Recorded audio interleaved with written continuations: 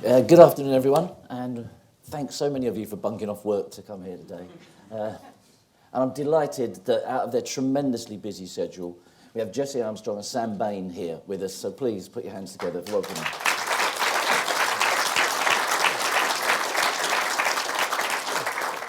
We're going to chat a while and show a few clips, talking mainly about Peep Show, about its construction and its development. And then at the end of the event, I'll put the questions out to the audience, so don't worry if I haven't asked that burning question you were dying to, because you'll have a chance. I was going to start off by just asking you about your working practices. And obviously, sitcom in this country is something that very often done by a pair of writers. You know, you think of Gorton and Simpson, Clement Lefrene, Esmond and Larby. And the way that they have worked, mainly in the past, in the pre-computer world, was one of them would sit bashing away at a typewriter while the other one would float around the room throwing in ideas. And I wondered that now, I mean, I believe since you two started writing, it was post-typewriter. You're one of the new generation. So physically, how do you work together? Mostly on mobiles. Just like we text each other with. No, we don't. We're not of the pacing around the room variety of writers. We sit sort of sternly at our desk next to each other and do all our plotting together, all the plotting of our episodes and structure for film or TV. And then we go away and write separately, which I think is how some writers have done it. Like, I know that's how they wrote Blackadder. Who wrote Blackadder? Richard Curtis. And Ben Elton. Ben Elton. So that wasn't a test. I knew you knew, I just forgot. But they used to email each other, and that's how we always do it and cross-edit each other's work, and that's how we worked with Chris on Four Lions as well. Yeah, so we spend a lot of time together, but not quite all the time, which probably makes it bearable. Now, if we look at Peep Show, it's a very unusual show. It's got different comic devices to most other shows. We talk a little about the genesis of the show, about who came up with the idea, where did it come from, and where did you nick it from? Yeah, well, it was kind of complicated because, on one hand, Channel 4 knew they wanted a show for Mission on Web, and they were kind of attached from the beginning. And also, Andrew O'Connor, who was then an exec producer of the show, he came up with an idea for a clip show with people talking over it, but they wanted more. So we were brought in because we knew Mission on Web very well, worked with them on the BBC, and we kind of came up with the idea of the POV and the voiceover and basically seeing these characters' whole lives. That was how it originally started. And then, of course, there was the visual style, which, as you mentioned, we kind of had some influences, and we'll show you a clip now, which kind of is probably the most relevant influence on the visual style of the Peep Show. It may be a bit surprising. Could we run the first clip, please?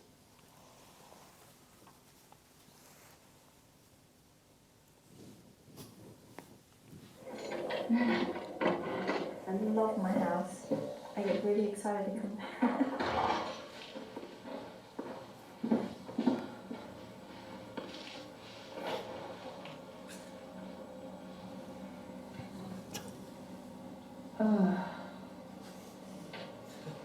My fridge is the saddest thing you've ever seen in your entire existence. Now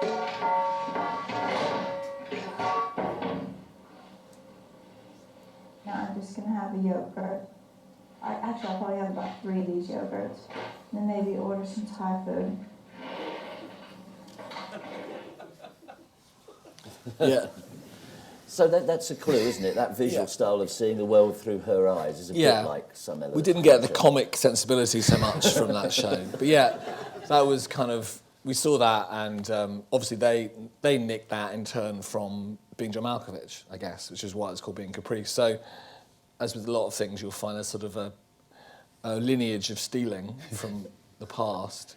But yeah, the first-person camera work, I mean, obviously, you do see it in other things. You see it in video games primarily, occasionally pop videos. I've got an urge now to test Dick's. I bet you could give us a list of every film.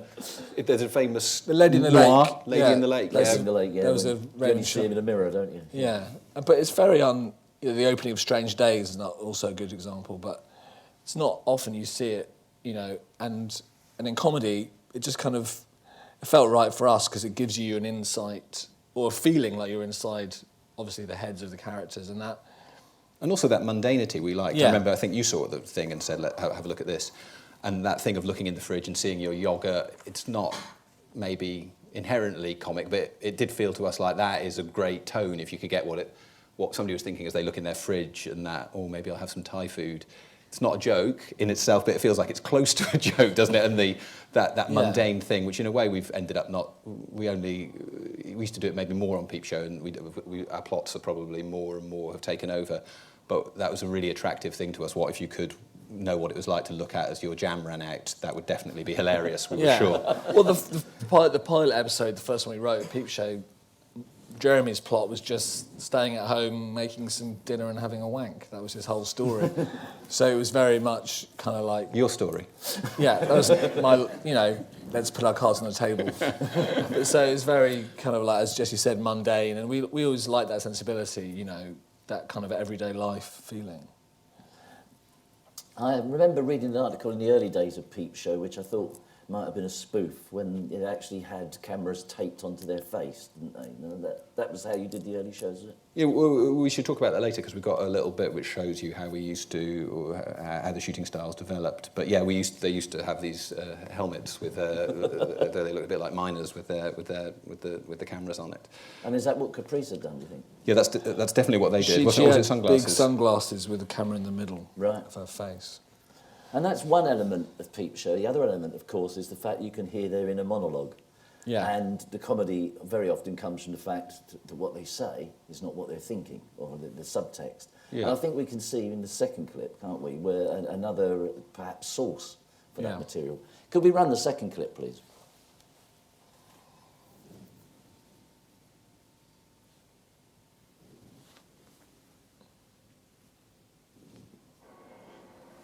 You're what Graham Howell would call a real Jew. Thank you. Yeah, well, she hates Jews. She thinks they just make money, but let me tell you, I mean, she's the one. Is she ever, I'm telling you. So, did you do those photographs in there, or what? Yeah, I sort of dabble around, They're wonderful. They have a quality. Well, I would like to take a serious photography course soon. Photography's interesting because it's a new art form and a set of aesthetic criteria have not emerged yet. Aesthetic criteria? You mean whether it's a good photo or not? The medium enters in as a condition of the art form itself. Well, to me, I mean, it's all instinctive, I mean, I just try to feel it, I try to get a sense of it, and not think about it so much. Still, you need a set of aesthetic guidelines to put it in social perspective, I think. Well... Obviously, Annie Hall there. And was that something that was in the back of your mind, or did it, when they suggested that they might like to have someone talking over the scenes, is that something that you remembered, or did you come to it later? I think we're both big Woody Allen fans, and I think that he was in our consciousness. I think only latterly have we looked at that and gone, maybe that's where we stole that good idea from. But it came part and parcel of the first person camera work and hearing what they thought. But that clip, I think, we've been feeding off that sensibility for 6 going on 7 series, and it's an incredibly rich area for us to that thing of what you're thinking and what you're saying.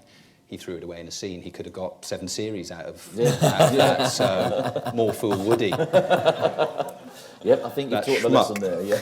Yeah, it's like having a third arm or something when you're writing, having the voiceover, because it's just a way of another dimension into the scene, and sometimes when we do normal, more conventional screenplays, it feels like we're missing that ability a bit, because it's such a wonderful goldmine of material, and you can have a character like Mark Corrigan who's very repressed and doesn't say what he thinks, and it's still interesting, hopefully, because you know what he thinks because you're hearing it. So it gives you an ability to write in a different way, which is wonderful.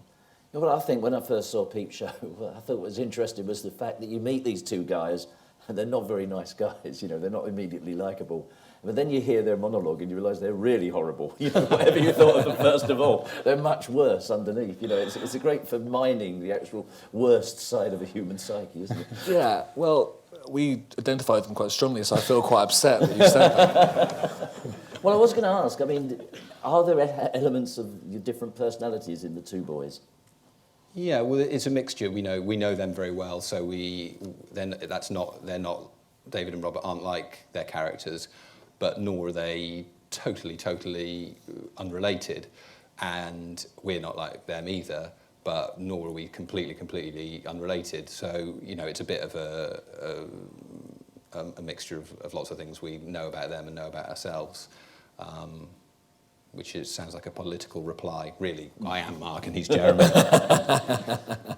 As their writers themselves, do they suggest things all the time? As some of it comes, I mean, I Well, think they get additional material. Yeah, and in the early days they weren't quite so busy or successful, so they did a bit more writing, but they're a bit less free now. So we do pitch them the series. We did it last week, and they pitch in their ideas, which is great, and we often use them. But mostly we're writing, 98% of it. What's the exact percentage? I don't know. We don't have. We could talk to our agent. We'll get our agent on the line. But one thing I'm interested in about the audience is how much they're interested in Peep Show alone, and how many people are here in a broader sort of writers themselves. Would it be appropriate to find out how many people had written a screenplay or done any writing with ambitions towards that? Yeah, hands up who's got aspirations to write or does write. Yeah, quite a few. It's just interesting because I think one of those things about that Annie Hall clip is how, obviously, I wouldn't recommend anyone went around stealing other people's ideas, but how it's not a totally bad way to start. Peep Show is not that scene from Annie Hall; it's something else.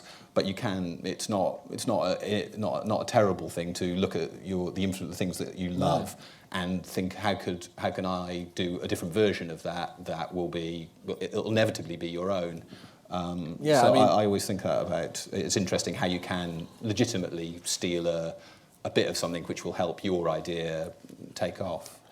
We both started writing on a creative writing course in Manchester where we met, and we were writing prose, before we ever wrote scripts. And the first things I ever wrote that were comedy were parodies, Raymond Chandler and Hunter S. Thompson and that sort of thing. It's a great way in because it's really hard to stare at the blank page and just kind of come up with something totally original. So it can be a great way in to kind of... And it's one of the great shames about the British TV industry that we don't have the thing that you have in America, where it's very unlikely that someone could write an episode of Peep Show and send it to us and it would get made. Whereas if you're in the States, you could do that. You can write a spec script and you can go and be a writer on someone else's show, and not everyone is going to be able to do everything all at once. Jokes, characterization, plot. It's a lot. It's a big ask for your first script to deliver on all those levels. So, but the good thing is that you do have a chance of there's more original work on British TV because people with less, who haven't been doing it for years, get a chance to get their shows on. So I guess that's the upside. I think we did find a lot more shows would be team written over here if they were 22 episode long series. Absolutely. The fact that we've maintained this 6 or perhaps 13 episode runs means that you can usually have a signature series written by 1 or 2 writers. But even in the States, as you must know, the creator, probably the showrunner, keeps a very strong control on it. I mean, you can watch episodes of Frasier and not guess who wrote them, if they took that off. Yeah, absolutely. We work with Simon Blackwell of what is he? He's a friend of ours who also is a writer, collaborator, has written them, and hopefully it would be our hope, and probably his hope too, that you wouldn't be able to tell his episodes from ours. We'd hope they were slightly worse. He'd probably hope they were slightly better. But apart from that, they should all be the same. So when you had you've got the visual style of Peep Show, you've got the idea now of the inner monologue going on. So when the two came together, did it instantaneously take shape then, or did you have to do a pilot? Were you still finding your way around the idea? Yeah, we got a pilot. We got a taster pilot, which I think we'll be able to show you now. Actually, just a clip from that. Okay, if we could have the next clip, please.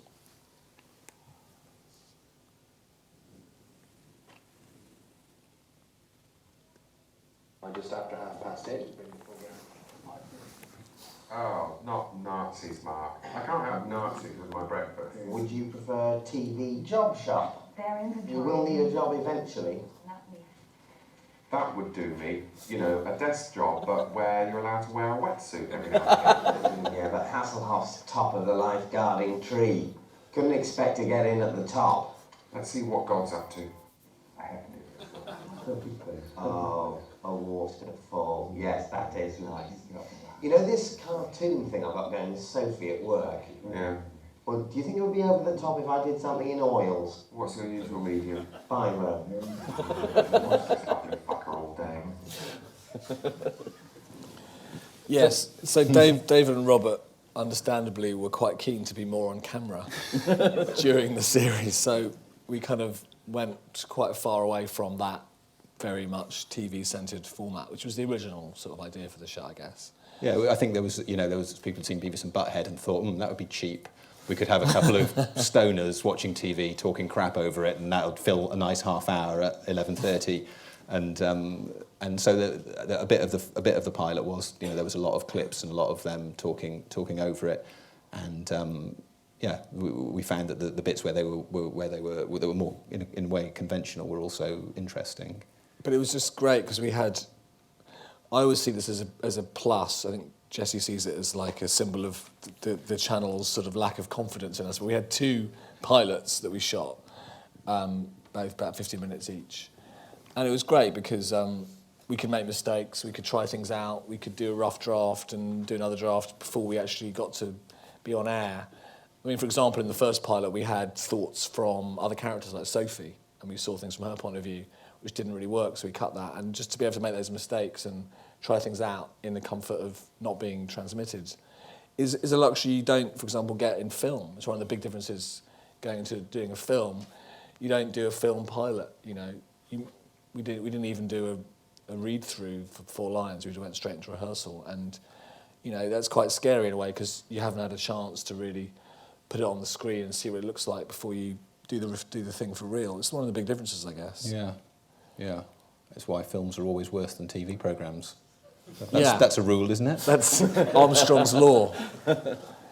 I guess it just feels like a bigger risk, and it's easier to fall flat in your face and sort of everyone laugh and point in a bad way and be humiliated. But then sometimes, obviously, you get brilliant films, so it's not. Yeah, I mean, I guess our big thing about what you need to do when you're creating a new TV show and a film is getting the tone of that piece, and that's what sort of makes for a successful or failed piece of art. That sort of is it a good tone, and there are lots of them out there. But if you fall between 2 stools, I think that's the thing where when you turn on a new show or watch a film, if there's that inconsistency of tone at the start or in the piece, that's the thing that sort of sets an audience's teeth on edge, and it's what can just lead you to disaster. And I guess often it's conflicting views of what the thing is from different creative parties, or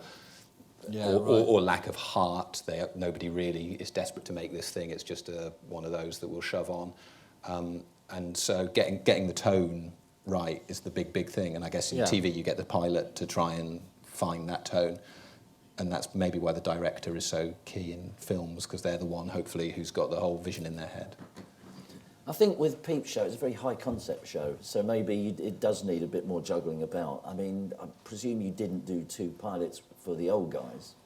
I think you presume right, but we did do 1 pilot. Right. And it was very useful.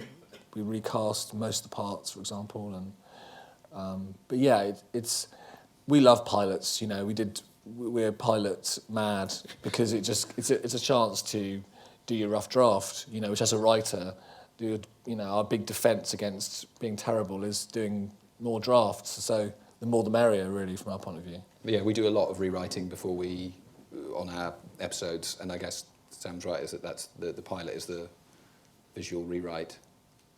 I also think as the series has progressed, you've become more involved in production, haven't you? And I think now you would have realised that doing a half-hour show full of clips is probably much more expensive than the way you actually chose to do it. Well, yeah, it's also... Baywatch is £1,000 for 30 seconds, so that would have been burning up the budget there. It's true, and in the original pilot we had Mark doing his song down the phone to Sophie, which was I Just Called to Say I Love You, or Like You rather. And Stevie Wonder, wouldn't let us use it, the bastard. We flew over there, we were in there. How long were we in there with Stevie? We were begging, we were pleading. He just This didn't. one hard. So he almost killed the Peep show, Stevie Wonder. But, so we were pleased to be out of that legalistic minefield. We had a producer on stage at the BFI just last night, and he was telling a story that there was a film being made, and it was a big salient lesson to him that he should always be on set. Because he went into this set and there was these inmates at an institution and they were waking a guy up. It was in Georgia, in Russia, and at the time. And they sung Happy Birthday to him. And then as he got up and went over to the table, they sung Happy Birthday again. As the producer, he knows that Happy Birthday's in copyright. So he said, can you just make up a song for the second one? And he said, just by appearing on the set, he'd saved half the music budget for that scene, And I think you have to watch those things, don't you, now? Yeah, we've always been on set, one of us every day on Peep Show since the beginning, and it's been great. We've never had any sort of major conflicts with anyone on the production, and we all feels like a kind of a very close-knit team. And in the beginning of the show, we were all involved in sort of trying to figure out how you film this really quite bizarre, piece of TV, because the way it's shot, the actors have to look at the camera down the barrel, which everyone has been trained not to do. So it turns out that you can drive lighting people insane, trying to light a room where you spin around the whole way, and we didn't realise what a massive headache we were creating for ourselves. Well, for the lighting guys mainly, but should we show you a clip of the? We've got a little clip of how we shoot the show. If we could run the next clip, please, thanks. Well, it turns out there are certain additional duties I've been expected to perform. Duties? What duties? Well, I'm his handyman. Yes. It's just, he did expect me to give him a hand. You gave him a hand? Yeah, I ended up giving him a hand. I helped him out. You helped him out by giving him a hand? Right. Well, just to clarify, you do mean... Yes. Right, shit. That's a typical day at the office, isn't it? Yeah, it's so as you can see, the actors have to deliver their lines completely in different place than the camera, and the cameras. I guess the one advantage for those easily embarrassed, like most actors are, of doing the sex scenes, is that you're mainly having sex with the camera, or kissing the camera, which is, I think, probably a better alternative to having to kiss a real That's what the person. actors want to do anyway. Yeah. So yeah, but it can be. We're used to it now, but it's kind of a drag at times, isn't it? The filming process. Yeah, I guess it's. Although I think if you're doing a single camera thing, they often, I'm not sure how different it is, but it feels like a quite laborious sometimes to get all those different varieties of shot. And how long is it after you make a show like that, then you can look back on it objectively, or can you never do that? I mean, do you ever go back to series one and then think, oh, that was actually quite good, We do have a script book which is on sale in the foyer. Not that I'm promoting it, but mainly the reason we look at that is to remind ourselves what the hell happened in previous episodes, because after 6 series, we've sort of forgotten quite a lot of things. And mainly what we forget is what we overwrite, and we do a lot of drafts, and so you forget what went in and what wasn't. So there's a lot of times when it's like, well, fuck, was that in? Sam, have a look. And Sam's there reading me out, and we're both laughing, going, oh. It's a bit like that thing, I think, if you ever do some academic work and you've written this essay and you come back to it a year later, you're like, who was this clever person who knew all this stuff? And we're looking in the script book going, oh, that's funny. Because I personally never watch the episodes again. Nor me. I can't. So I don't have much memory of what happened. So the script book is very useful for us. I'm glad it's been published. yeah, before that book, we made errors like, for example, we gave Jeremy chlamydia twice, which is we'd like to apologise to Jeremy for that. So is the script book the scripts as they went out, not the scripts as you Yeah, delivered exactly. them? It's a transcription, yeah. So it's a transcription, yeah. And did you feel the need to go back and tinker with it at all? make the stage directions funny, which people usually No, we do didn't. with- We didn't. We sort of briefly proofread it, but we didn't. Didn't tinker beyond that. Yep, and you're right, it is available in the foyer. Should we go on to the next clip? Yeah, it's the next clip. It's kind of, I guess, an illustration of some of the joys of the voiceover technique in Peep Show. Thank you. Next clip, please. Often I like to kick things off with a bit of word association. It's kind of a fun way. Is it therapy? Not really, no. I'll just say a word, and you tell me the very first thing that pops into your mind. He's trying to therapize me.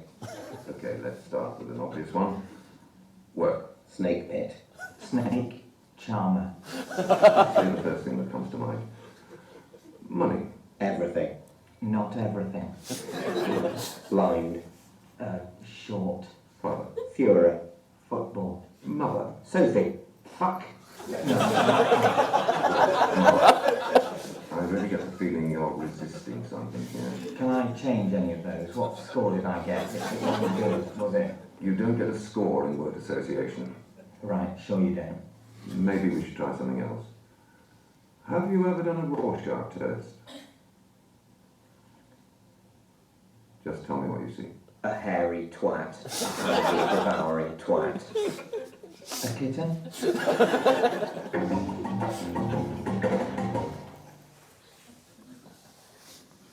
So there you have that whole new comic dimension then that, you know, you can... And when you do that voiceover bits, do they change? I mean, when They you- change a lot, yeah, because we spend a lot of time in the edit writing these voiceovers, and the great thing about that, of course, is you can fit them exactly to the images in a way that you can never predict quite how it's going to be filmed. So we spend... Basically, we never stop writing the show, which can be both brilliant and a bit dispiriting. It's like animation in that respect, in that you shoot it all, and 70-80% of it is all done, and we've written all these voiceovers anywhere. So there's a space where there, as you saw, I know that wasn't reading in voiceover, was it? But we on set, somebody reads in these things so that David and Robert can react to what they're supposed to be thinking. But then in the editing process, inevitably some bastard comes in and says, that's pretty funny. Could that be funnier? At which point you sort of want to go, no, we've checked. We rang up Woody Allen and Graham Linehan and they said it couldn't be any funnier, so sorry. But inevitably you go, yes, I suppose it could be funnier. And so we go away and rewrite those voiceovers quite a bit. And annoyingly, it's always useful, and so we keep on doing it. But it does mean that we sort of feel like we never stop writing the show. But it is good. It's good, and also it helps you with that narrative thing of like you can cut a scene and just whip through the information that you would have had in a bit of voiceover, or make a point more clearly. We'll come back to Peep Show, but I was going to ask you about, because now you've become involved a lot more in feature films, and that's a very different discipline, isn't it, writing those sort of things? And normally, whether you're writing individually or together, you've been collaborating with other people, except for Magicians, which was your own. Was Magicians a huge difference for you, did you find? From writing sitcom? Yeah. No, not really. I mean, films are more difficult. It feels like you only get the one shot at them. It's this longer piece. But in terms of it being... It wasn't tremendously different. One of the differences was, well, that we were working from a treatment that someone else had written. Yeah, right. The director had written with some collaborators, and so it was kind of it was kind of very hard to pin down, but there was always that sense that it was not, you weren't entirely free, we didn't give ourselves the freedom that maybe you have on Peep Show, where we literally feel like we've created everything that you see in the show, and we have a free hand. So that was one quite distinctive thing about it. I mean, we've just written another film which we're writing at the moment, which is sort of our first totally original script that we decided, quite early on to write that without any commission or any money, basically just kind of write it for ourselves, because we wanted to have that freedom, which is really what kind of excites us, I guess, about writing. I mean, in one way, I think you could say that the thing about writing for film and TV is that as writers, you shouldn't try and think too much there's difference about writing a film, because I think, especially with British film, a trap that you sometimes fall into, and possibly we've done it in Magicians, is you have an idea of what a film should be and you write towards that. And in a half hour, and especially in Peep Show, I think we always felt like, right, let's just write the funniest show we can. Yeah. And you often see films by good comic British talents that aren't as funny as their other work, and it's maybe because they have that thing of, I'm trying to write a film, and I know I've seen a lot of films, I roughly know there's 3 acts, and I think it should have a low point, and not that any of that stuff is not useful, those screenwriting ideas that you can read in books, and that they are useful, but they're not useful if they're not freeing you up, they're constricting you. So I think in one way, when you're writing a film, a good thing is just to write it as best you can, like you were writing a half hours. And certainly I think on In the Loop and on Four Lions, Chris talked about it sometimes, in different parts of its development, maybe this could be a TV show. It wasn't, obviously it has a filmic structure and we were aware of that, but there's a certain way in which it was just like writing anything else. We were just trying to write the funniest version of those characters. Yeah, I mean, I think creatively you want to feel free, and if you're kind of, as Jesse said, if you've got something in the back of your mind, it should be like this, it has to be like that. Generally, that's death to creativity and originality, and it's one of the great things as well about, I mean, Peep Show is pretty, I guess, experimental in a sense, the style, and a lot of sitcoms are, British sitcoms, Spaced, Royal Family, Legal Gentlemen, Office, they're quite kind of interested in the form. Yeah, pioneering in stylistically, and that confidence is one of the things that makes those shows so good. Whereas occasionally there can be a trend where filmmakers are a bit more scared, maybe. Yeah, I know what a rom-com looks like. I know, and I can try and do that. Yeah. Between you've worked on Bruno, In the Loop, as you mentioned, and Four Lions. That's working with 3 very idiosyncratic, powerful talents there. Armando Iannucci, Chris Morris, Sacha Baron Cohen. Why do you think they came to you, and why do you think they trust you to take on their works? Sounds good, doesn't it? They came to us. Say them again. Let's just ponder on that. No, it didn't feel quite like that, but we have worked with all those people. We only worked for a while on Bruno, for a couple of weeks. I don't think we can answer modestly why we've worked with all those good people, can we? Well, I think they see in us something which inspires them and, makes them wish they had what we've got, and they're prepared to pay good money for that. I think that's it. I think it's probably because we're cheap. Yeah. We're in the UK. We're cheap, we're eager, we're very, very, easy to push around. Joking aside, I guess we are cheap. No, we are eager to work with. We're fast, we're eager, and who would not, especially our generation, we grew up, watching The Day to Day and Brass Eye and The Armistice and and Ali G, and the chance to work with those people was, we would have done it for free. But is it very much their project and you're just... Will that come out on the tape? Because we won't do it for free. Cut that. Yeah, those 3 people, I think you can definitely say you're working for them. Right. I mean, having said that about Chris, that sounds like I'm painting him as a dictator, which is not the case. He's extremely collaborative. But what I mean is you're always aware that this is his vision, he's directing it, he'll be the one making the final calls, and we were very happy with that. We weren't resentful about that. We were very excited about that. But you are aware that that's the way it should be, and as long as you're clear about that, that's absolutely fine. We don't have a problem working like that with people. And I guess with Sacha, similar. Because he's not only a performer, but he's a writer, and of course he'll be in the edit, making all the big choices. So, you are in the room sitting with him and other writers. Everyone's pitching to him. No one's pitching to me. We're all pitching to him, and also he has that elevated throne, which alters the dynamic subtly, but importantly, and also wearing the crown. Yeah, the crown, the reflective crown. But and there's nothing wrong with that. I mean, that's kind of in a way makes it simple. You know what you're doing. You're writing a vehicle for him. Before we leave the film side of things, let's talk a little about Sundance. You went over there for the screening of Four Lines, didn't you? And it Yeah. went down a storm, didn't it? Can you tell what the American experience was like? It was good. I mean, I think it did go down well. I think it went down even better at a festival we weren't at, South by Southwest, which Chris and I think Darren, the producer, might have been at. But Sundance was good. You know, it was the world premiere. It was quite nerve-wracking. I think they didn't get all the references. You know, the British references and some of the Sheffield accents probably were a bit hard for them. That's my guess. But yeah, it did go down well, and it was. You know, it was just great to be there. I mean, to be selected for Sundance is sort of an award in itself, really, because it's so much competition. And Jesse got a lot of skiing done. Well done.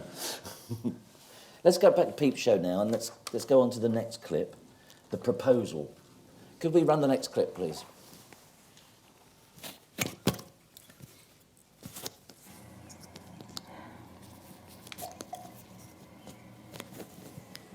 Beautiful, isn't it? Yeah. Yeah, it is. Yeah. This is bad, very bad. The canal, perfect venue for the emotional bump-off. Because if I start screaming, there's no one to hear. On the plus side, she's obviously confident I'm not a potential murderer. Listen, Jazz, honey, I need to talk to you about something. About us. Here it comes. No gloving, no garment rending. Yeah? Jazz, I've got a biggie to ask you. Would you consider marrying me? Yes! Obviously, it wouldn't be a real wedding. No? Oh, right. Well, in that case, yes! See, it's just my visa's run out and the home office called. I mean, I know a couple gay guys who would be up for it, but Oh, Nancy, don't marry those gays. Marry me. Honey, you understand this would just be an administrative procedure, right? Exactly. The happiest administrative procedure of our lives. That all goes wrong. Yeah, I think that in a way is a decent scene. It's not the best scene in Peep Show, but I think it's up there really as a writing tip, which we often apply to ourselves, which is we, like a lot of people, I think, overwrite. We always write these long scripts and then have to cut and cut and cut. And 90% of the time, I think, if you're looking at your own work and it's overlong and you need to get it down, you always want to cut from the start. This is one of many examples where the first scene of your piece, I think it's probably is particularly true for sitcoms rather than movies, where you might want to take a more leisurely pace. But a rather brutal setup can be quite a good thing. So this is the first scene, and within a minute and a half, it's going to be the wedding episode. And if you've got lots of fun material that you want to do, I don't think it's as long as it's not overly brutal, and that has a nice little dynamic in it, that scene.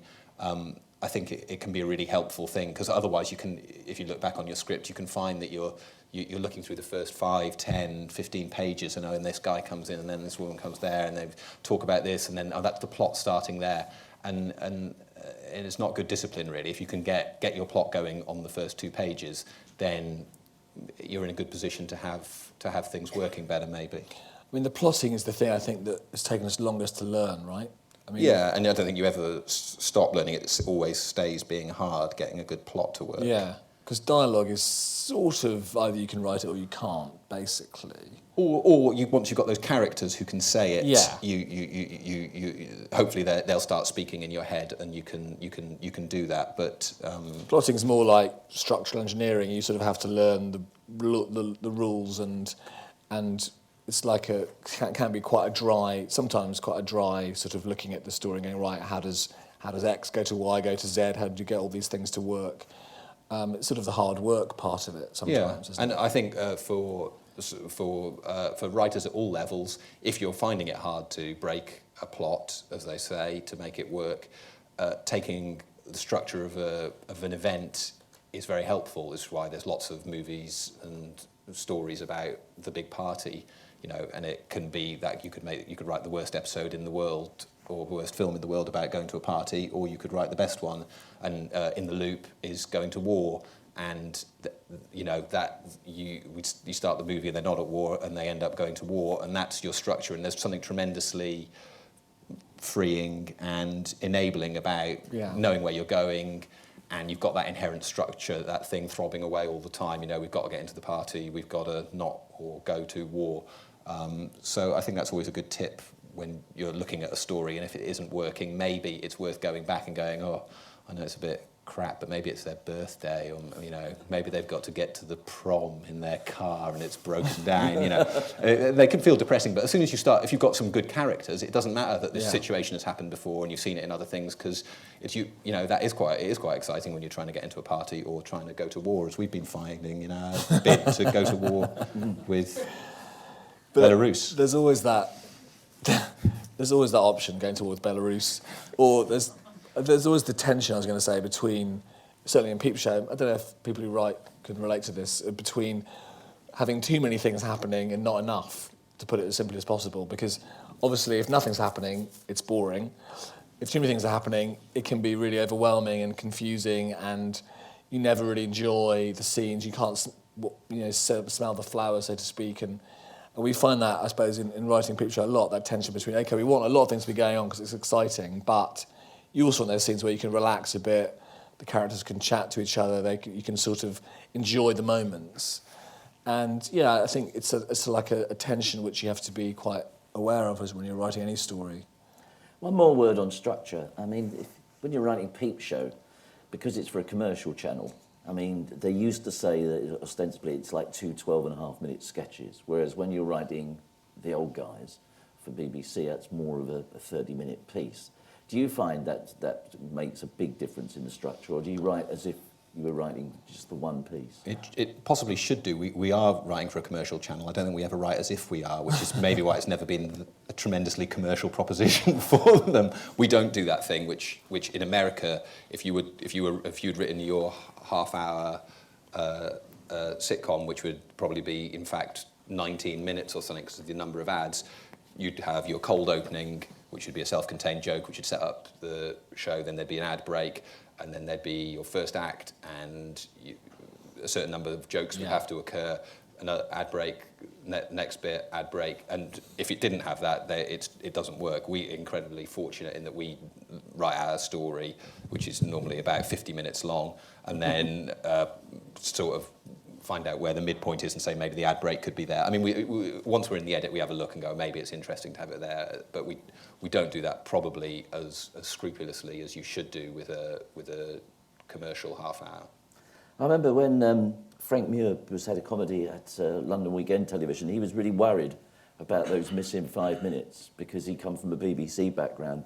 He always thought the reason ITV sitcoms didn't work was because they had 5 minutes less character development. They had the same amount of laughs, but 5 minutes less character development. So all of Frank's sitcoms at LWT in the first year are all 45 minutes long.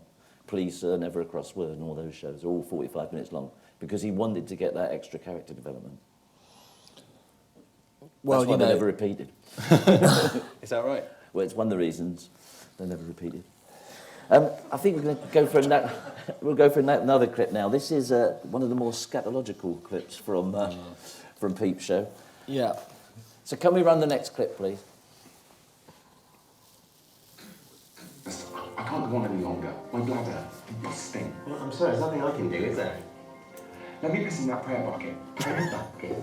There's such thing as... That's just a bucket. Should we do no more clips after this? Any questions? What am I going to do then? I can't hold on. If you really can't hold it in, then you'll just have to piss yourself. You're telling me to piss myself? Yes, you've got to go piss yourself. Is this what it's come to? Yes, do it quietly. Great. And what shall I do after I piss myself? Fuck myself? Eat myself? You're such a... You're doing it already. Yes, I'm doing it already. I'm so pathetic that as soon as you ordered me to piss myself, I started the procedure. This is what you've done. You've ground down my sense of self-worth over the years. I hope you're proud. Will you ever stop? Not for a bit. Stop, Jerry. Stop it. It's going down the cracks. I can't stop. Stop. Oh, piss yourself. Stop pissing yourself. It's not that simple. The floodgates are open. I'm ordering you to stop. You're being ridiculous, aren't you?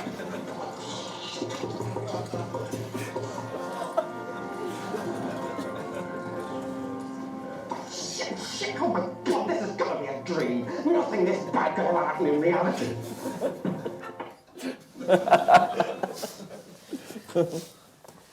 I guess we picked that clip because one of the things we found with Peep Show is that we can get away with a lot more because of the way it's shot. So scenes which might be a little bit too broad or come across as very sitcom, like that one, or others I can think of, like eating dogs and Mark sort of on the loo with the door off and that sort of thing, because they're shot in a way which feels quite real, even though the events are quite broad, you know, we can sort of get away with more. I think so. I hope that is a license that we've got, because I think you just feel like you're in their heads, don't you? Hopefully we're careful with our plotting so that, like in good farces, you feel like, well, that's the only thing he could do then. But also, I think that it profits from that point of view camera work, like The Office profits from being a documentary, so that these things just feel a bit more real. And I think, you know, as we're ever more aware of forms, things which take the edge off and make you go, oh, that situation really could happen, are very helpful for writers. Has anyone tried to rein you in, or have you been given complete freedom? They try to rein us in, but we're mavericks. The truth is they haven't tried to rein us in, and we're not mavericks. I think once we wrote a story when Superhands is addicted to crack and comes off it by taking Valium, and that's the happy ending. After we did that, and no one minded, we realised that we could do anything, really. So yeah, no, they've been good to us. We have a free rein. I'm conscious of time, but I am keen to show these two Safari Park clips, simply because... I hate to air our dirty washing. Yep. They're not that interesting. They're an example of like what you see before and after the edit, with some voiceovers that we've rewritten. To be honest, I think it might be more interesting to hear what people want to ask us. Don't you, Sam? Yeah, sure. In that case, I will throw it out to the audience. So if you've got any questions, please put your hand up and we'll get a microphone to you, because we're recording this. We need to hear what you're saying. Yep, there. Thank you. Hi. Thanks for coming along. It's been really interesting.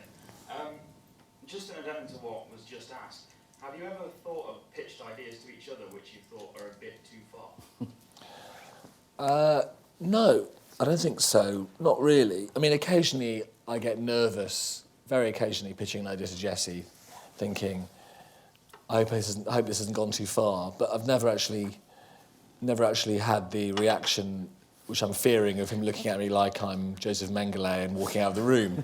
So I think we've benefited, especially writing Peep Show. When you're writing thoughts, if you self-censor, there's really no point in doing it at all, because, of course, the whole idea is you're listening to the unadulterated thoughts. So we generally have a sort of a mutual assured destruction pact of total openness. I mean, we do say that's too much, but usually it's too much and it's not funny.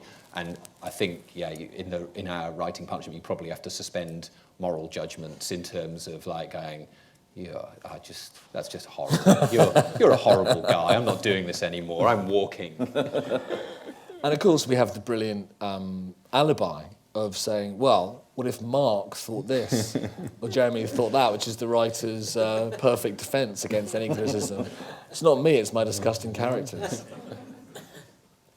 Anyone else, please? Yep, one there. Oh, thank you. Clearly, the inner monologue that you use on Peep Show is a powerful tool, like you said, for expressing ideas which perhaps aren't appropriate as dialogue. Maybe observations you have yourself and you've written down in the past, haven't been able to be expressed because some things make realistic dialogue, other things don't. I was just wondering, in what other ways have you tried to, or do you, those ideas or observations that you find are inappropriate as dialogue or unrealistic as dialogue? So basically realising small ideas that you have throughout your everyday life. Yeah, I think I probably keep, and you probably do too, a little notebook occasionally of things that crop up in the day and sort of silly thoughts, and sometimes they do end up in the show. But also, I think the thing, thinking about ourselves and for other people, is we've got an extra ability in this with the voiceover. But if we didn't have that and you wanted to get some of those things in, you can create a character. Basil Fawlty says things that other people wouldn't because of the kind of person he is. So I think that, you know, if you're creating a script, if there's some stuff that you want to do, then you can create characters who are able to do that. And you know, in the Germans episode, Basil gets bonked on the head, which is a great comic device at the beginning, which you often forget. But you know, he knows when he's going around doing the Sieg Heil, he's got a bandage on his head and he's not in his right mind, which allows him to do all that stuff which people find very memorable and funny. Mm. So if in doubt, bonk him on the head. Right at the back there. Thank you.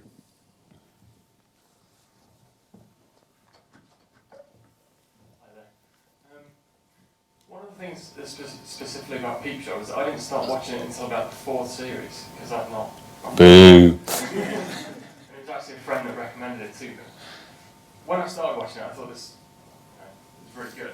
So I went back to the first series, and one thing that really struck me was that it seemed to really hit the ground running. From the first episode, I thought it was really strong to start with. It's not like, if you go back and watch Only Fools and Horses, they kind of grew into the roles. It felt to me like they've really got a grasp of it from the very start. So I just wondered how much time or how much editing you had to do to get to that point where you kind of had fully formed characters from the start. Yeah, I mean that we were very, very lucky, you know, because when you're writing characters for actors, it's wonderful because you know what they're going to be like before you even film a thing. But also when you're writing characters for actors that you know well as people, it's even better because you can bring out things that you know on a personal level. So it was the dream combination for us doing that. And it meant that there was this, as you say, hopefully the show hits the ground running in series 1 and there's a shortcut to your character through that intimate relationship, which is a huge asset. I mean, it's hard to overstate how much that helped us, I think. Yeah, and also those pilots, you know. So we'd done the show sort of twice before, so we knew a lot about what we did and didn't want to do. But I think if you're writing yourself, you can use that shortcut because you can go, you know what, I'm writing this for Dylan Moran, and you might not get him, but hopefully, if you get somebody else who's brilliant, you'll have got that shortcut yourself. So it's not, you don't have to know all those people to write for them, but if you do, you've got an advantage. One there, I think. Thank you. I've heard script editors say that such a character in a script is too dislikable, or there's nothing to like about this person.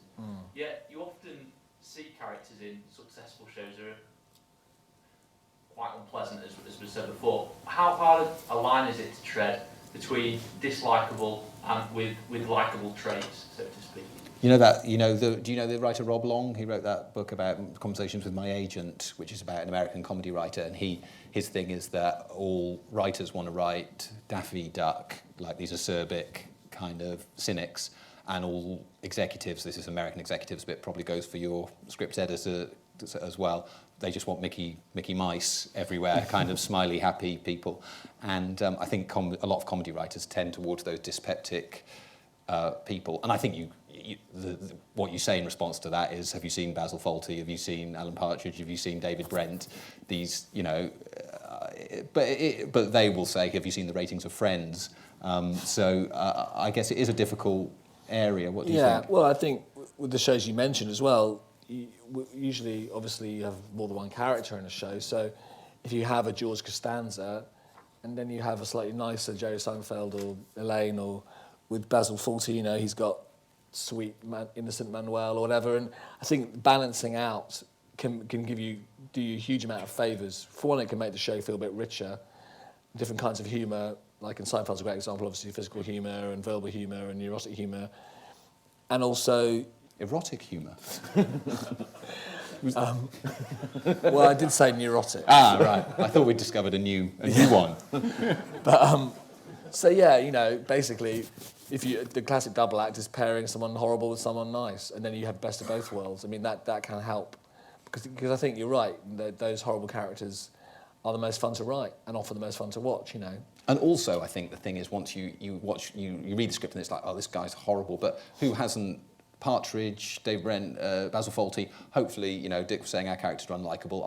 I sort of like them, and I think people who like the show have different responses to them. They obviously do and think awful things, but they also, I think if you're given that person as your lead character, who I think you sympathise with all those monsters.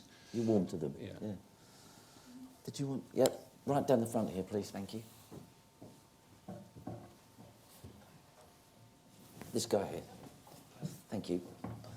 How careful were you not to tread on Bin Laden's toes while making Four Lions? And obviously it's quite a touchy subject. And he even say people in the blast of 7/7. And so was there some great cracking gags that you thought, no, either the people who lost people would be really upset, or we'll get Bin Laden after us?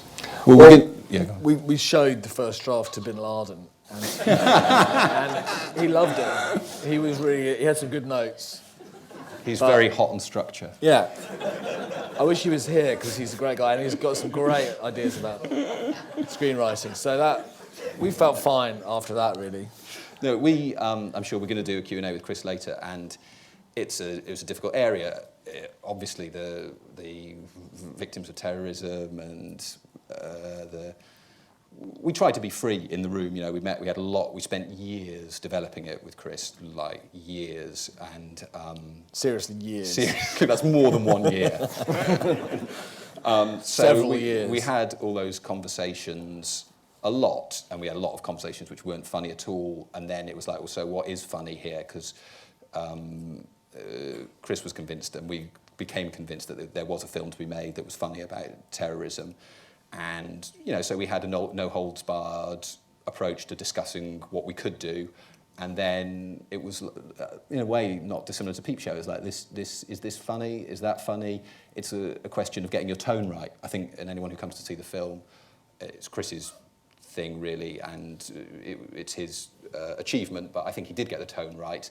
And I would understand anyone who didn't want to see the material because it was too close to them if they'd been affected. But I think I would find it defensible. It's not an unpleasant tone. It's the tone is right, and that's what was so key about that film and why the development process was so long and so important. Yeah, the garage. I've seen the garage scene from that's hilarious. Oh, good. So. Yeah, I hope you enjoy it. Anybody else? One here. Thank you. Keeping you fit. In the Peep Show script book, right at the end, Jesse talks about... this is great. Somebody's read to the end of it. I can buy you a drink later.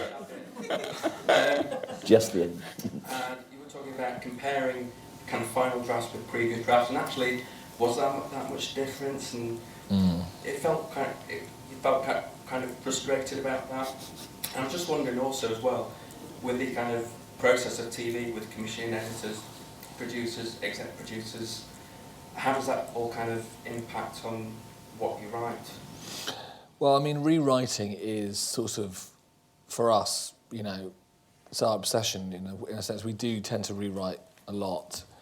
And yeah, as you say, occasionally, I think very occasionally, you might think that the rewrite wasn't an improvement, but 99% of the time, you know, it gets better, it gets sharper, it gets clearer, the rewrite. And, you know, I mean, I think that there's a kind of narrative which I don't really subscribe to, which you do hear a lot from writers saying, oh, you know, the execs have made me do this or made me do that, or aren't they a bunch of idiots? And I personally can't relate to that myself. I mean, our experience might be different to others, but, you know, we get good notes from our producers, our execs at Channel 4, and they're very supportive, and they're often very creative notes, and occasionally they rescue a story, and you kind of thank God they gave you that note, you know. So we've never really had the kind of them and us thing, which I'm sure does happen, and I'm not saying that no writer's got a reason to gripe, but, you know, on the whole, if you're lucky enough to have people that you trust, which is the big if, people whose opinions you trust, you know, notes are always welcome, I think, because There may be 9 terrible ideas and 1 brilliant one, and that's enough to make it better. Because that's I think it depends. It's probably a personality thing. About partly as the writer, but also the people you're dealing with. In that, in a way, what we're doing when we're writing is giving each other a load of notes, and you have to take. A lot of them are going to be bad. And as long as you can talk about that, and we've been luckily with, on 4 Lions with the producers and people around it getting input, and we've always had that on Peep Show, and as long as no one's forcing you to do anything, then it hopefully is a happy ship. That makes it sound like we're also politicians defending everyone, but that really has been, I think we're particularly collaborative, and we enjoy the give and take, and we've been lucky about who we've dealt with. Being in a partnership means that you get and give notes on a second-by-second basis every day. You have a conversation, here's an idea, here's my note, here's an idea, here's my note. So we're kind of, whereas if you're a soloist, I can only imagine the trauma of having written your piece on your own for 6 months, going in and getting a whole load of, here's what's wrong with your work. I mean, it's different experience, and I feel for those people, because it must be hard to deal with that. And, it's always, giving and receiving notes is possibly the most important skill, I think, of writing professionally, because it's not always fun.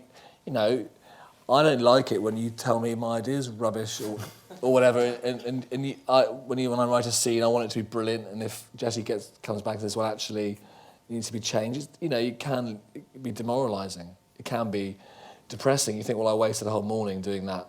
But at the end of the day, the only way to deal with it is to go, you know what, there's another brilliant scene, and I can write that this afternoon. And that's what we always try and do, is look forward and go, yeah, okay, there's probably something in that. The only times that it doesn't work is when you go, no, you're wrong, And knowing when to say no and yes to notes is a real skill. It takes years to kind of figure that out, I think, because it's very important to know what to say yes to and what to say no to. Well, we're nearly out of time, but I just want to ask you 2 quick questions. You touched earlier on the fact that you both admired Woody Allen, and I wondered who else your comedy influences were before you started writing, or as you started writing. I think Seinfeld was a big influence. It's probably my favourite sitcom, and opened up different ways of writing, plot and stuff, which we'd never seen before. There's so many, aren't there? I think we young ones when I was sort of 15. I think it was like punk kind of comedy. It was like they could do anything, and that was quite liberating.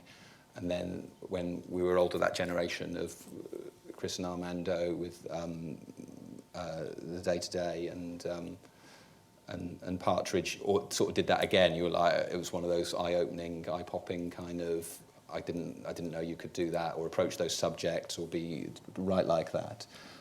So those were very influential. I think Spaced was quite a big influence on Peep Show, just because it sort of was like, oh wow, you can shoot a sitcom like that. Well, if you can shoot a sitcom like that, you can shoot a sitcom anyway, and that kind of probably helped us come up with the idea of shooting Peep Show the way we did, because it was very liberating and very inspiring. And also, it was one of those shows, wasn't it, where you watched it and thought, oh, that's a bit like my life, or there was enough of it, enough connection to you to think, oh, they're doing something about something real, not some made-up people in a place that doesn't exist. And I was going to ask you, what next? You're working on a new series of Peep Show, and a new series of The Old Guys, and a movie. Seems like you're very busy at present. Well, we're not working on that because we're here, and we're behind schedule as it is. But yeah, we're doing. But when are these due out? When do you know when? Peep Show will be on sort of before Christmas, and then and I don't think The Old Guys will be on shortly, and our film may never get made, but who knows? Yeah, well, best of luck on it. And I'd like to thank you and get the audience to thank you for coming here today. I know you're really busy, and it was terrific for you to come and talk about us and share some of your secrets, if not all of them. Ladies and gentlemen, Sam and Jessie. Thank you very much.